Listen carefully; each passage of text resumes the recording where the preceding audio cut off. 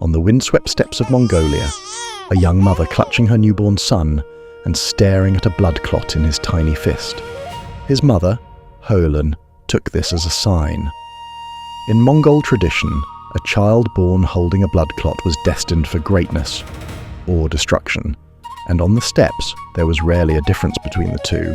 Born into a nomadic tribal family, there were no birth registries, no official records, no scribes, other than his name. They named him Temujin after a Tatar chieftain his father had just defeated in battle. The historical record and the legend are almost impossible to separate here, and perhaps that's the point, because from the very first breath his people were already turning him into something more than a man.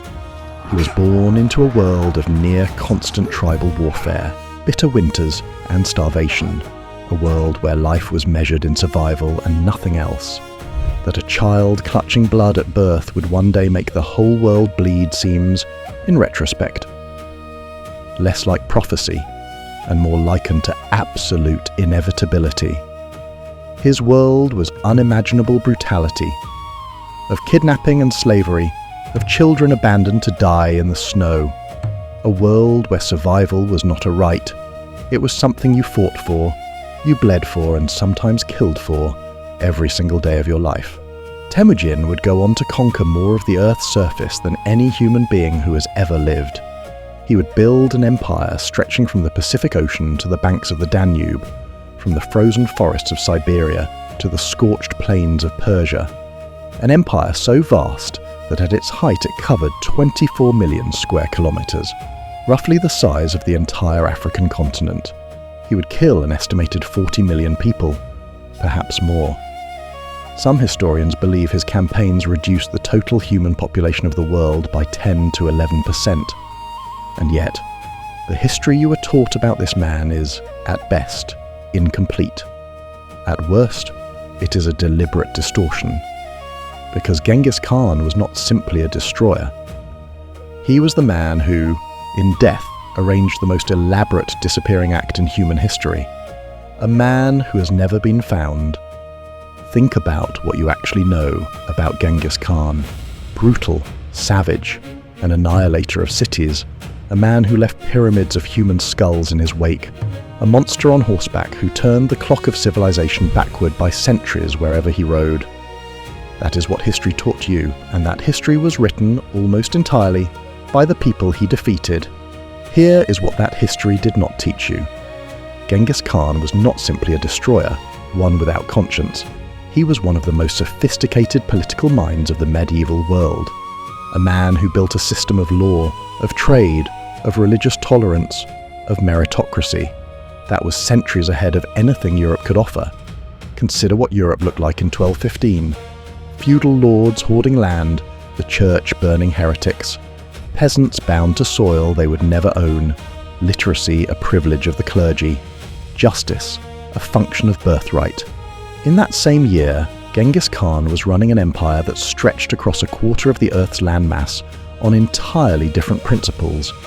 He created the Yasa, a codified legal system that applied to everyone, including the Khan himself. He abolished torture. He guaranteed the safety of diplomatic envoys at a time when Europe routinely murdered them.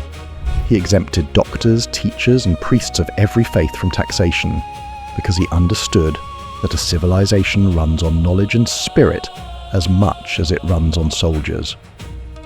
That in and of itself is astonishing. He promoted entirely on merit. Generals were chosen for ability, not bloodline. A blacksmith's son could command an army. A slave, and he himself had been one briefly as a child, could rise to lead a nation. In a world rigidly organized around who your father was, this was nothing short of revolutionary. A concept so radical it would not reach most of the Western world for another 600 years. And religion. The Mongol Empire was home to Christians, Muslims, Buddhists, Taoists, and Shamanists, and Genghis Khan protected them all. Not out of indifference, but out of a deliberate, calculated policy of tolerance. He held theological debates in his court. He was genuinely curious. He wanted to understand what made people believe, and he weaponized that understanding into loyalty. He abolished torture and gave religious freedom to millions. He also created the world's first postal system, making way for the Renaissance. Genghis Khan didn't discover the Silk Road, he unchained it. Where ancient routes had crumbled into chaos and banditry, Genghis Khan forged them back into a single breathing artery of civilization. It was a vast network of ancient trade routes stretching over 7,000 miles, connecting China in the east to the Mediterranean in the west, threading through Central Asia, Persia, India, and the Arabian Peninsula. It was named for the Chinese silk that first drew merchants along its paths, but what it carried was far greater than fabric. For over 1,000 years, it was the nervous system of human civilization, moving spices, gold, glassware, and porcelain in one direction, and in the other, something far more valuable than any of those things. Ideas, religion, mathematics, science, art, the Black Plague, the concept of zero, Buddhism, Islam, and Christianity all spread along its routes. Paper, printing, and gunpowder travelled west along its paths and quietly changed the world forever. It was not just a trade route, it was the closest thing the ancient world had to the internet, a living, breathing network of human exchange that connected civilizations that would otherwise never have known each other existed, creating the paisa, a universal passport, a small tablet of silver or gold that guaranteed the bearer safe passage across the entire empire. Merchants, diplomats, and travelers could cross borders that had previously meant death. He was, in short, a man of profound and terrible contradictions, capable of ordering the death of millions in the morning and signing a decree protecting religious freedom in the afternoon. The same mind that levelled Samarkand also built the infrastructure that would connect east and west for the first time in human history. That is what makes him so difficult to look away from. He was, depending on where you stood, the most terrifying human being who ever lived, and one of the most transformative leaders in the history of the world. History chose to remember only one of those things. The steppe stretches in every direction as far as the eye can see.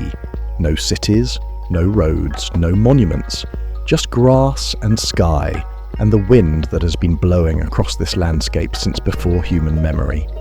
This valley, called Delun Boldog, on the banks of the Onon River in northeastern Mongolia, one of the harshest environments on Earth.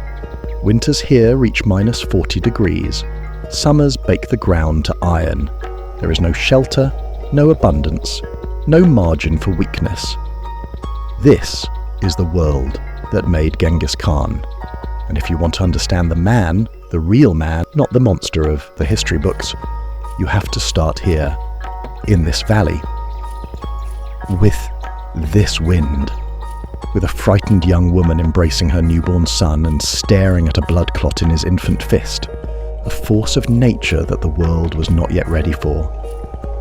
The world was right to be afraid.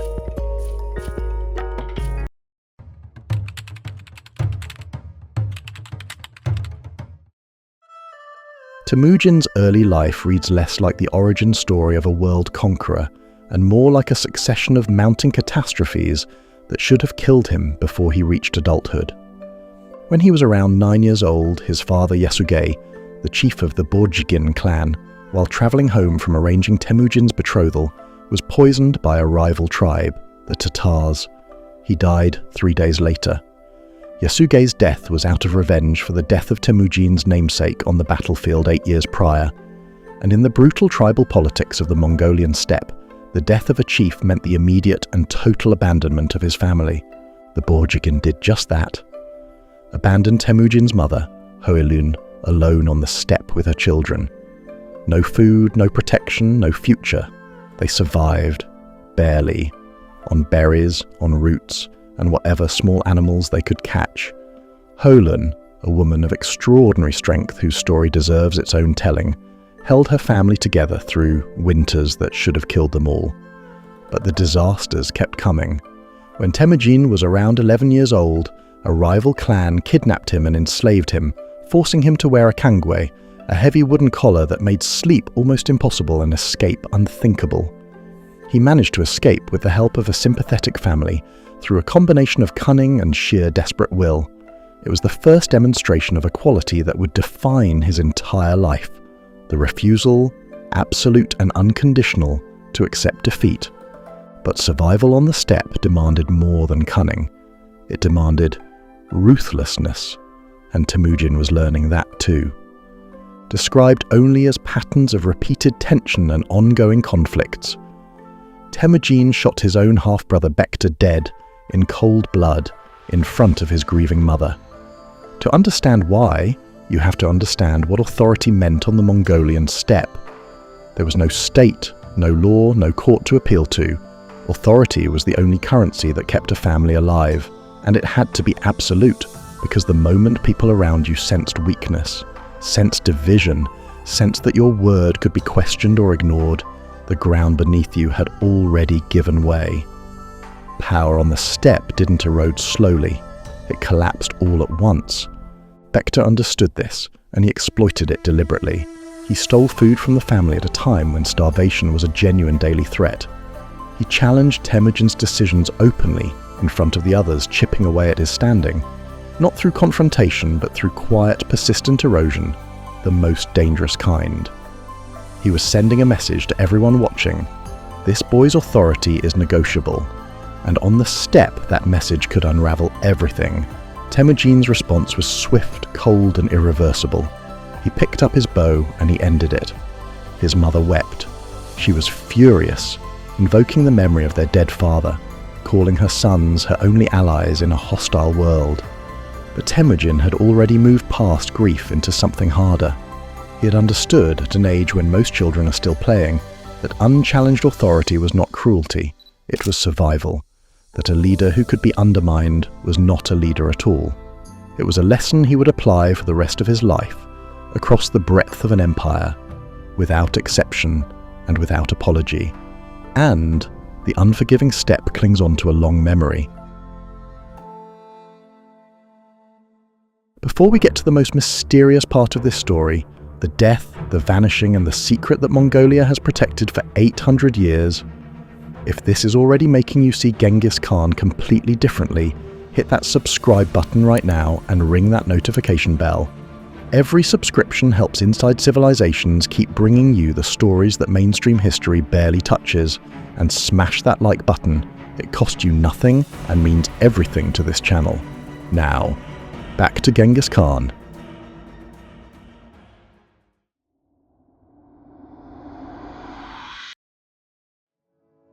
Years before Temujin was born, his father Yasuge had kidnapped a Merkit tribe bride, Kholun.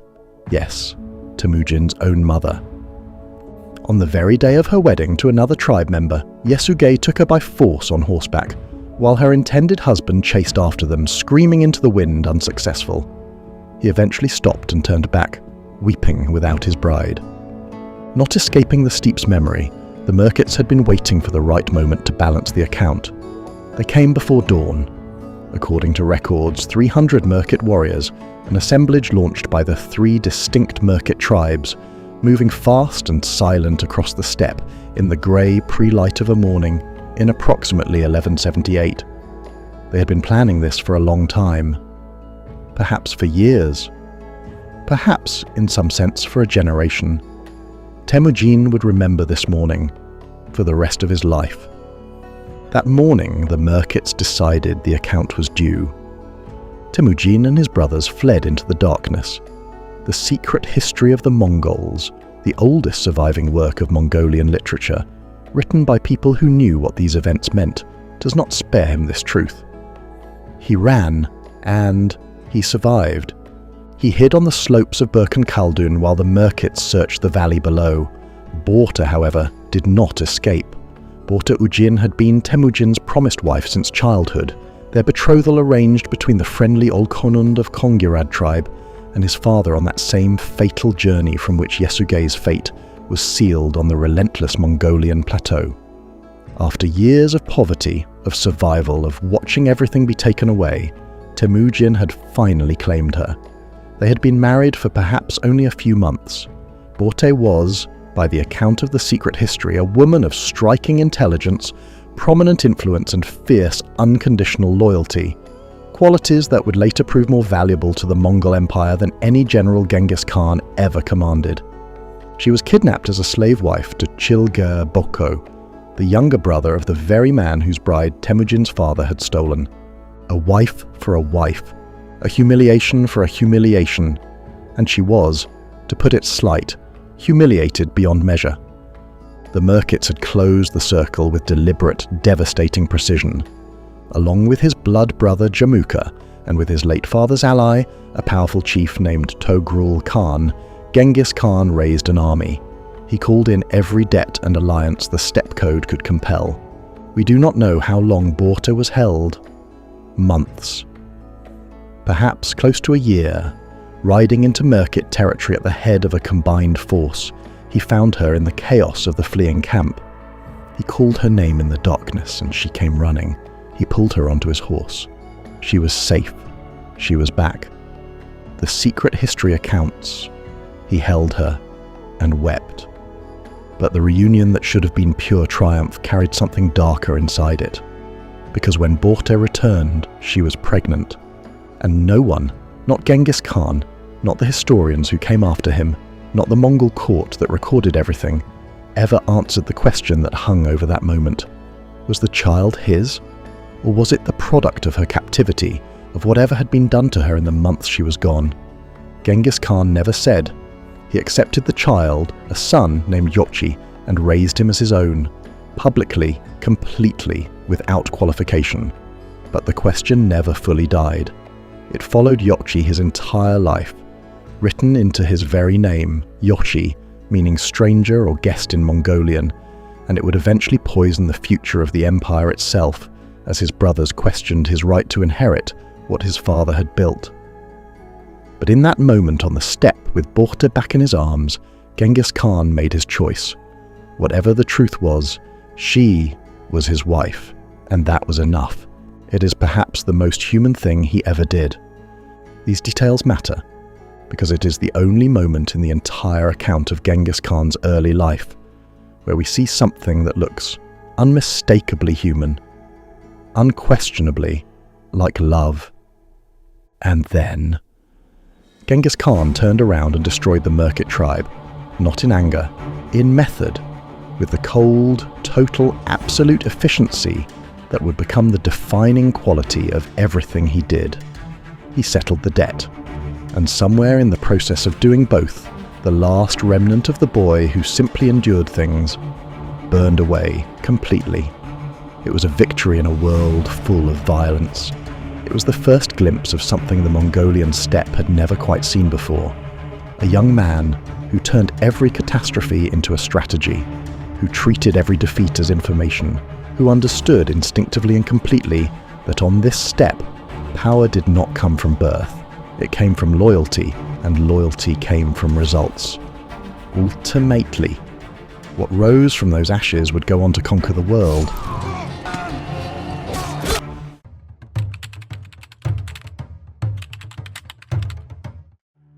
By 1206, Temujin had done something that no one before him had ever managed to do on the Mongolian steppe.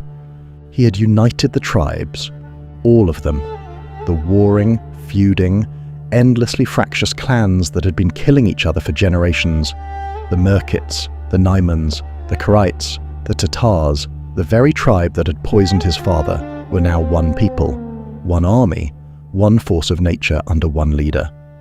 At a great assembly called the Kurultai, held on the banks of the Anon River, the same river where he had been born, Temujin was proclaimed Genghis Khan. The title means roughly universal ruler, or, in some translations, oceanic ruler, a ruler as vast and all-encompassing as the sea. He was estimated to be 44 years old. He had spent those 44 years surviving everything the world had thrown at him. Now he was going to throw himself at the world, and the world was entirely unprepared. Here is what made the Mongol army unlike anything that had ever existed before, and this is the part that history, in its rush to catalogue the destruction, consistently fails to explain properly. Genghis Khan did not simply have a large army, he had a revolutionary one. First, meritocracy.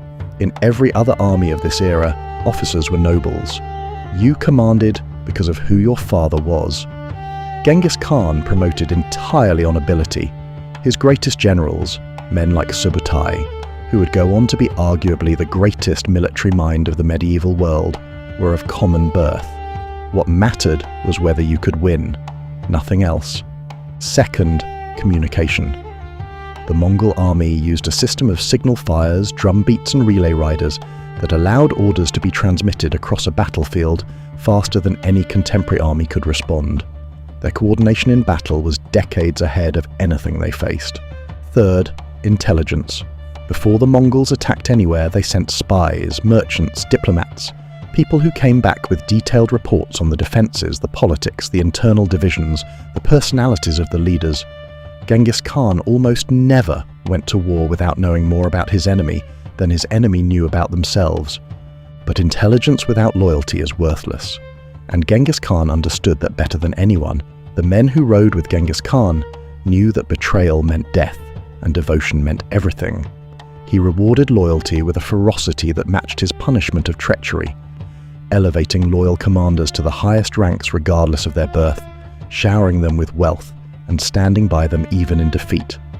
Fourth, and this is perhaps the most misunderstood, psychology. The Mongols deliberately cultivated a reputation for absolute, total, merciless destruction. Cities that surrendered were spared. Cities that resisted were erased. This was not random savagery. It was calculated terror, a military strategy as sophisticated as anything in the history of warfare. Every city that watched its neighbour burn made the calculation, surrender or be destroyed. Most surrendered. The result was an army that moved faster, communicated better, planned more thoroughly and fought more efficiently than any force it ever encountered. This is what made the Mongol army more than an army. It was a brotherhood forged in absolute mutual trust, pointed like an arrow at a world that never saw it coming. Between 1206 and 1227, in just 21 years, this army conquered China, Central Asia, Persia, and pushed deep into Eastern Europe. It shattered the Khwarezmian Empire, which stretched from the Persian Gulf to the Aral Sea in less than 2 years. And it didn't just conquer that empire, it erased it. The invasion began with a betrayal. Shah Muhammad II executed Genghis Khan's trade delegation and killed his diplomatic envoys. To the Mongols, killing ambassadors wasn't just an insult, it was an unforgivable act of war. Genghis Khan assembled a force of up to 200,000 warriors and rode west with one purpose: total annihilation. Bukhara fell first, one of the Islamic world's great centers of learning. Its libraries, its scholars, its centuries of accumulated knowledge burned. Genghis Khan rode into the Grand Mosque and declared himself the punishment of God. Samarkand, then one of the largest cities on earth, followed. Then Gurganj, the imperial capital, where the resistance was so fierce the Mongols diverted a river to drown the city entirely. Merv followed. Then Nishapur, and then, as if killing every living person and destroying every building wasn't sufficient, they ploughed salt into the earth itself. A deliberate, methodical act of permanent destruction. This was not random savagery, it was calculated. Every city razed to the ground sent a message to the next one. Resistance means extinction. Surrender, and you might survive. The destruction went deeper than bodies and rubble. The ancient Qanat irrigation systems, underground aqueducts that had sustained civilization in Central Asia for centuries, were shattered and never rebuilt. Fertile land turned to desert. The Islamic Golden Age, centered in these very cities, was over. The region's population wouldn't recover for centuries. It destroyed cities that had stood for 1,000 years.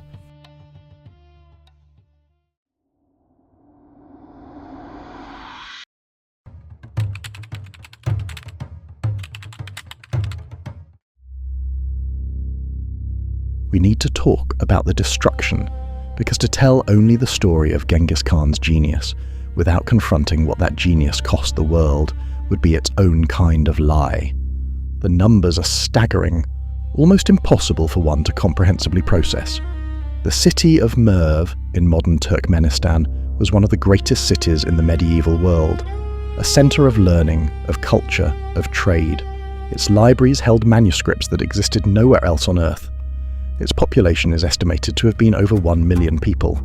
When the Mongols arrived in 1221, the city's governor surrendered. The population was led out onto the plains and executed over the course of several days. Contemporary accounts describe the bodies stretching as far as the eye could see. Modern archaeological surveys of the site have confirmed mass graves consistent with this account. Nishapur, Baghdad, Zhongdu, Samarkand, city after city, civilization after civilization, reduced to ruins and silence in the space of a generation. The Mongol invasion of the Khwarezmian Empire is estimated to have killed between 2 and 5 million people. The campaigns in China, which stretched across multiple decades under Genghis Khan and his successors, may have killed 30 million or more. Central Asian populations that took centuries to recover, regions that were agricultural heartlands and became desert because the irrigation systems that fed them were destroyed and no one survived to rebuild them. The medieval historian Ibn al-Athir, who lived through the early Mongol conquests, wrote words that have survived 800 years because they contain a truth that does not age. He wrote that he had long refused to record what had happened because it was too terrible, and that any man who heard the story would wish he had never been born to witness such times. That is not hyperbole. That was a man trying to find words for something that language was simply not built to contain. Let me be clear about this history. This is not an apology for the millions he killed. The blood on his hands was real, and it was vast, and nothing about that should be minimized. But history does not offer us the luxury of simple villains. Genghis Khan was a man of staggering cruelty and staggering genius, and that contradiction is exactly what makes him worth understanding. And yet, Genghis Khan's own law, the Great Yasa, the legal code he created for his empire, explicitly prohibited the torture of prisoners. It granted freedom of religion to all conquered peoples. It exempted priests, monks, scholars, and doctors from taxation. It established the rule that judges could not be bribed and that no man could be condemned without evidence. These are not the laws of a savage. They are the laws of a man who understood that you cannot rule what you have destroyed, that empire, unlike conquest, requires something other than terror to sustain itself. The contradiction at the heart of Genghis Khan is not a mystery. It is a mirror held up to the entire history of human power. The terrible recurring truth that the most transformative figures in history have almost always been the most destructive ones too. Sound familiar?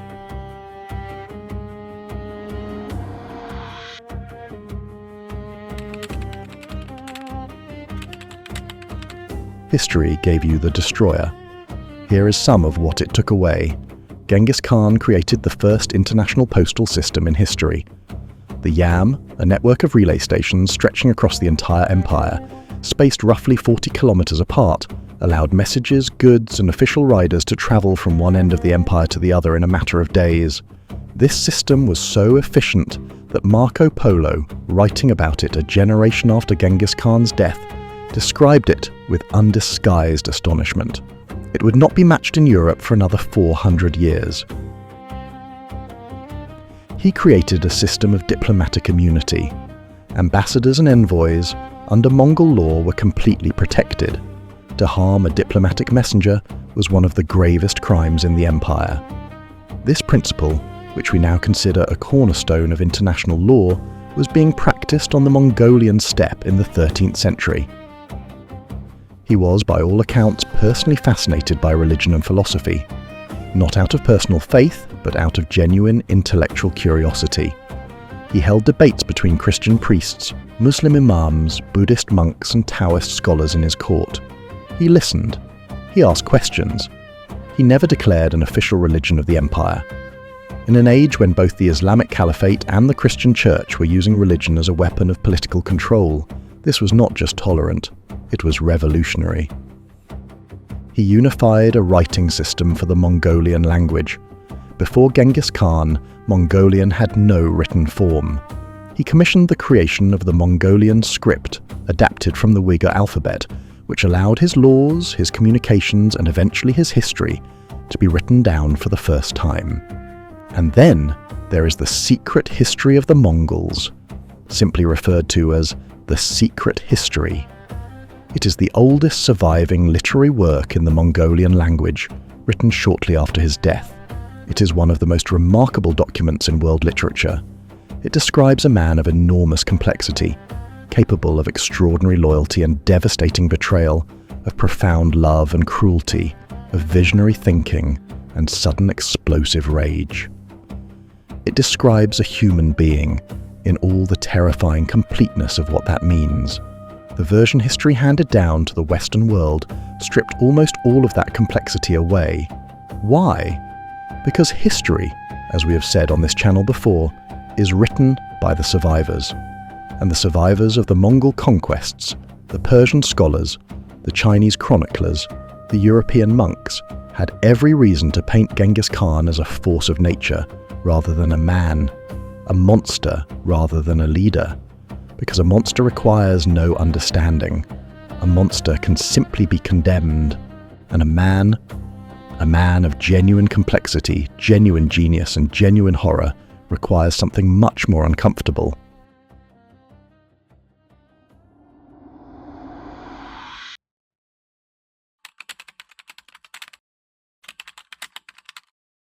In the summer of 1227, Genghis Khan died. He was estimated to be approximately 65 years old. Historians disagree on his exact birth date. He was in the middle of yet another military campaign, the conquest of the Western Xia dynasty in northwestern China. A campaign he had been planning for years, a campaign he would never see completed. And the enigma sets in, because we do not know how Genghis Khan died. We do not know, for the most powerful man on earth, the ruler of an empire stretching across half the known world, the circumstances of his death are shrouded in a darkness so complete that historians have been arguing about it for 800 years, and they are still arguing today. The official Mongolian account, recorded in the Secret History, says simply that he died. No cause, no detail, no explanation, just he died. And that silence is extraordinary when you consider what the secret history of Mongols actually is. This was a document of obsessive detail. It recorded the names of his horses. It captured conversations verbatim. It described the weather on the day of battles. It tracked the movements of individual soldiers across campaigns that spanned thousands of miles. The secret history was not a document that did vague. It did not do silence, except here. For a historical document that describes his military campaigns in extraordinary detail, the silence surrounding his death is deafening. Make no mistake, it was a deliberate silence, which has led to centuries of speculation. Was it a battle wound, a fall from his horse during a hunting expedition, typhoid fever, a Tangut arrow? Whispers rather than written, claims he was killed by a captive Tangut princess who had been brought to his tent. The details of that story are extraordinary and deeply uncomfortable and entirely unverifiable. The empire he left behind was the largest contiguous land empire in human history, and nobody, officially, knows how it lost its founder. That is either a remarkable coincidence or a remarkable concealment. We do not know. And that uncertainty, even about the manner of his death, tells you something about how completely the historical record around this man has been controlled. What happened next is one of the most extraordinary stories in the history of human burial, and it begins with a decision that was pure Genghis Khan, ruthless, absolute, and entirely without sentiment. He was to disappear. The funeral procession that carried his body into the Mongolian wilderness was an act of deliberate, methodical erasure. Every living soul encountered along the route, travelers, shepherds, nomads, who had the misfortune of simply being in the wrong place, was killed on the spot. Not out of cruelty, out of necessity. No witness could be allowed to exist. The burial site is believed to have been somewhere near Burkhan Khaldun, the sacred mountain in the Khenti range of northeastern Mongolia. This was a place of profound personal significance to Genghis Khan. As a young man fleeing enemies with nothing but his horse and the steppe, he had hidden on this mountain and prayed for survival. When he survived, he had sworn an oath of gratitude to the mountain. He returned to the sanctuary of this mountain, praying throughout his life. the most powerful man on earth kneeling in the dirt, keeping a promise he made when he had nothing. In death, he kept his final promise to come back. Once the burial was complete, an estimated 10,000 soldiers rode their horses back and forth across the grave in persistent, methodical passes. Imagine, if you can, the utter chaos of 40,000 hooves would create, compressing the Mongolian landscape, marked by deep divots, trampled, flattening and pulverizing the plot. Not once, not twice, but until the ground was indistinguishable from the endless steppes surrounding it. According to some accounts, engineers were brought in to divert a river over the burial site, its course deliberately altered, so that water and centuries of accumulated silt would add a final, impenetrable seal over whatever lay beneath. Trees were planted, or allowed to grow naturally over the site. The accounts differ, and then, when the grave was invisible, when the river ran where it had been redirected, when the earth had been returned to its original, undisturbed silence. Every single person who knew the location was executed. The soldiers who had dug, the soldiers who had ridden, the engineers who had moved the river, the officers who had given the orders. Gone. Every last one. Genghis Khan had spent his entire life ensuring that no enemy could ever truly defeat him. In death, he applied the same ruthless, absolute, uncompromising logic to his own secret, and it worked. It is now nearly 800 years later. The National Geographic Society has deployed satellite imaging over the Mongolian steppe. Teams from the University of California, San Diego have used aerial photography and ground surveys across thousands of square kilometers. Japanese researchers, Mongolian archaeologists. Every tool modern science can bring to bear on this problem has been brought to bear. The law of Mongolia protects that ground today. No excavation, no disturbance, no search. A nation standing guard over a secret its greatest son took to the grave and has never relinquished. Genghis Khan has not been found. The man who defeated everyone in life has so far defeated everyone in death too.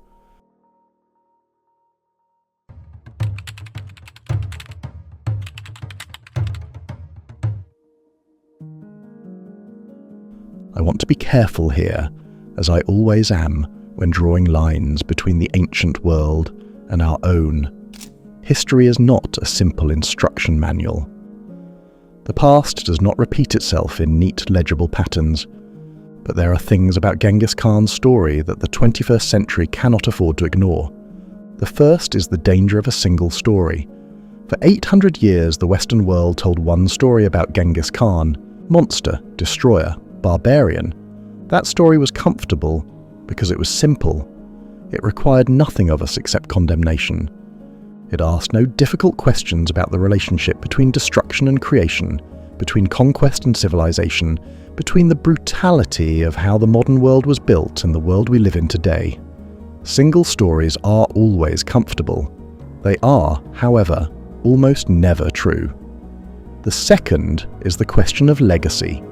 Genetic studies published in 2003 in the American Journal of Human Genetics found that approximately 16 million men alive today, roughly 0.5% of the world's male population, carry a Y chromosome lineage that traces directly back to a single individual living in Mongolia around the time of Genghis Khan. The researchers believe that individual was almost certainly Genghis Khan himself or one of his close male relatives, an estimated 16 million living descendants, the largest single patrilineal lineage ever identified in human genetics. A man dead for 800 years, with more living biological legacy than any other human being in recorded history. The third, and perhaps the most unsettling, is the question of what we choose to remember and what we choose to forget. Genghis Khan's legal code prohibited torture. His empire practiced religious tolerance. His postal system connected the world. His trade routes enabled the Renaissance. Leonardo da Vinci painted in a world Genghis Khan helped create. Marco Polo's account of the Mongol court, written because the Pax Mongolica made his journey possible, became the most widely read travel book in medieval Europe, inspiring a generation of explorers and thinkers who would reshape the known world. The printing press that carried ideas across Europe, the compass that made navigation possible, the astronomical knowledge that fed the scientific revolution, all of it travelling westward along roads the Mongols made safe. The modern world you live in today has Mongolian fingerprints on its foundations. None of that excuses the 40 million dead. Nothing ever could. But all of it was erased from the story we told, and the question of why it was erased, whose interests were served by turning a complex, historically consequential human being into a simple monster, is a question that applies far beyond the 13th century. It applies every time a complicated history is flattened into a convenient myth. Every time the full truth is too uncomfortable to tell. Every time the story we need to hear is buried beneath the story someone else wants us to believe. Somewhere beneath this ground, the man who changed the world is still lying undisturbed. The greatest conqueror in human history, the builder of the largest empire ever assembled, the man who killed tens of millions and yet freed hundreds of millions more from the tyranny of tribal war, the man whose descendants walk among us today in their millions, beneath 800 years of silence, pressed into the ground by 40,000 hooves that rode until the earth forgot what it was hiding. Still hidden, still protected by the silence he purchased with the lives of every person who knew where he was, and still, after 800 years, exactly where he chose to be. History has a way of eventually finding what it is looking for. The libraries of Ugarit, the tomb of Tutankhamun, the bones of Richard III. Found beneath a car park in Leicester in 2012, a king lost for 500 years, discovered by accident. One day perhaps someone will find Genghis Khan, and when they do, when they finally open that ground and see what 800 years of silence has been protecting, I suspect the story they find will be even more complicated, even more human, and even more at odds with what history told us. The easiest thing history can do with a complicated man is to make him a monster. Monsters don't need to be understood, monsters don't need to be reckoned with, monsters just need to be feared and forgotten in the end. We were given a monster so we would never have the desire to ask the harder question. What does it say about us? We have believed it for 800 years. History moulded him a monster. He was something far more difficult. He was human, and humanity, in all its genius, all its cruelty, all its devastating, breathtaking complexity, is the one thing history has always been most afraid to show you. Every monster in history was once just a man. Every villain was once someone's hero. Every simple story was once something far more complicated. Until someone decided simplicity was safer. If this video made you think differently about a man you thought you knew, this is exactly what it was supposed to do. Which part of the real Genghis Khan shocked you most? Comment below. I read every single one, and I also try to respond. If this intrigues you or keeps you questioning, please subscribe right now and ring that bell. Inside Civilizations exists to go where mainstream history won't. Every subscriber makes that possible, and I cannot wait to see you in the next video. Until then, history is not finished with Genghis Khan, and Genghis Khan, it seems, is not quite finished with history. The steppe is still, the mountain watches, and somewhere beneath 800 years of wind, and grass, and silence, the universal ruler is still waiting.